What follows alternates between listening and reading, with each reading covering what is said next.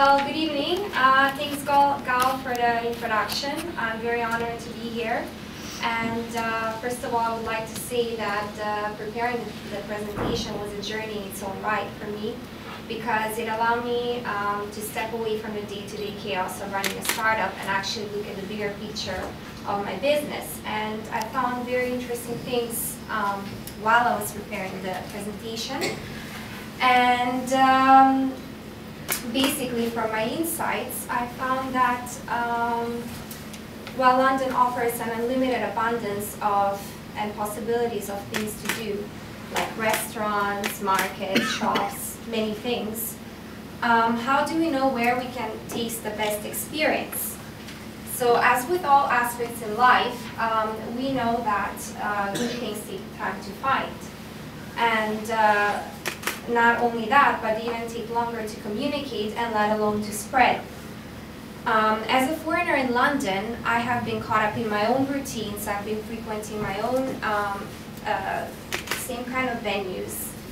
And I thought the entire world came to London to just go shopping in the West End, and it would be just, you know, like a yearly theater performance in Islington that would take me out of my area.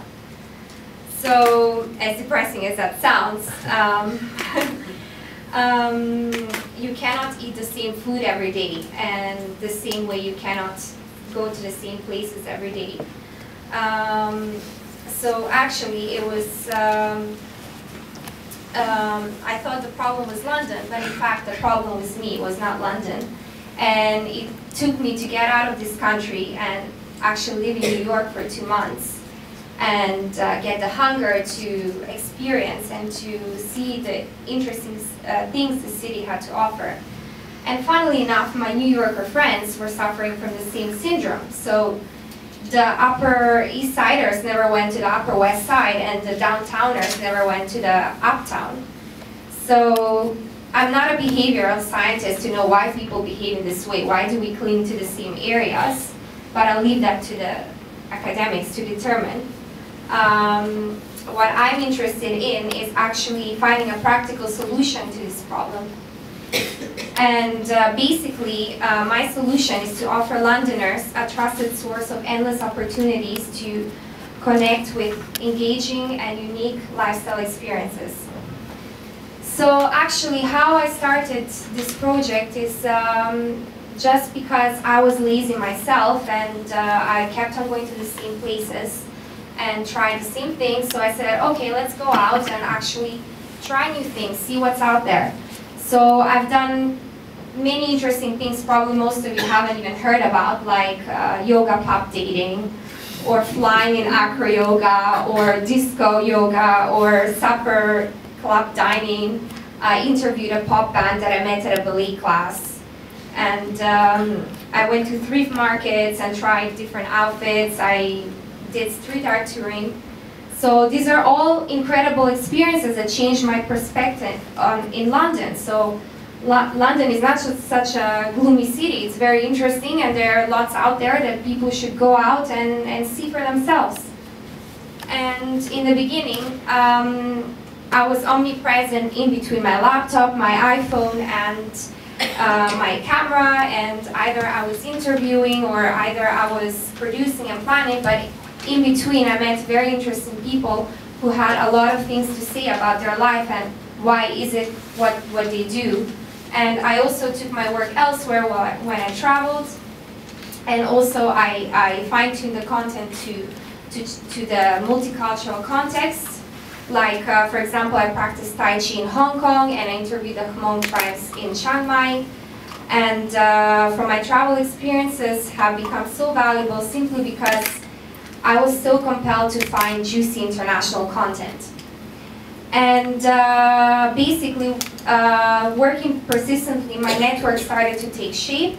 And while I developed awareness and experience for finding interesting stories and choosing creative collaborators. Soon I was no longer the island hopping Robinson Crusoe searching for the next best piña colada. I actually saw a business model for my project. So what is unique about what I do? Well, first of all, I have to say that I'm a curator, and that is the most unique aspect of my business. And that means that we spend entire working hours on devising research methodologies of how to find these unique places in London. So we do that by social media, getting lost in London, talking to locals, finding influencers and connecting with them. And by doing that, also that made our content very different. So we have accumulated a comprehensive database of places in London, like quirky yoga studios and bakeries, supper clubs, cocktail bars.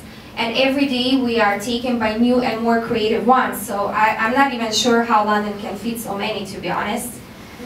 But there are so many. And also our content categories are different. So we try to engage the reader by giving kind of a different perspective on the articles. So we have our reviews, which are basically our recordings. So we go there by ourselves and experience the the activity, and then we share it with the readers.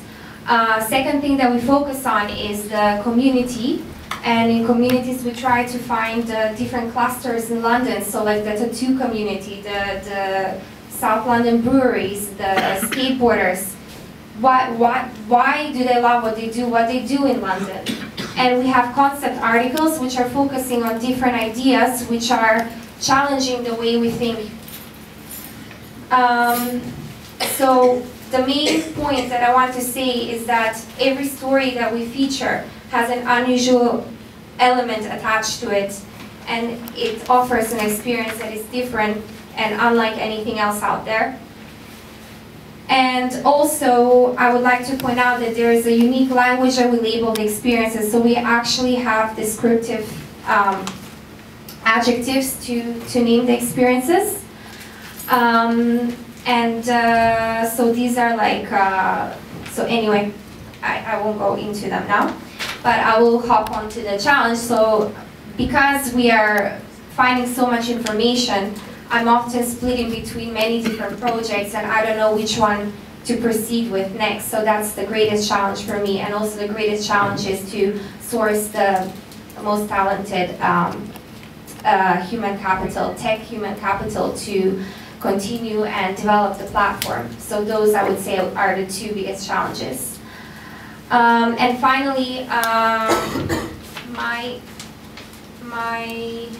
dream, my Mount Everest, is to shape how people use media to proactively engage with meaningful lifestyle experiences. So one thing I found with media is that all the media companies are just following the rules of the game of the industry.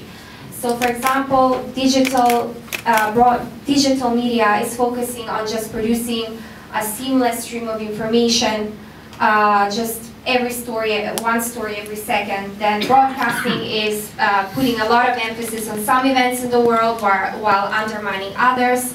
And then finally we have magazines, which are just focusing to maintain a specific media personality that resonates with a target reader. So for me, what I want media to do for the people is actually connect them with their personal lives. So what is important for them during the day, what resonates with them. And what I hope Indigo Memoirs will do is narrow the gap between our laptop, our doorstep, our street, and the next best experience. And the question that I would like to leave with you is, when does a dreamer become the doer? Thank you.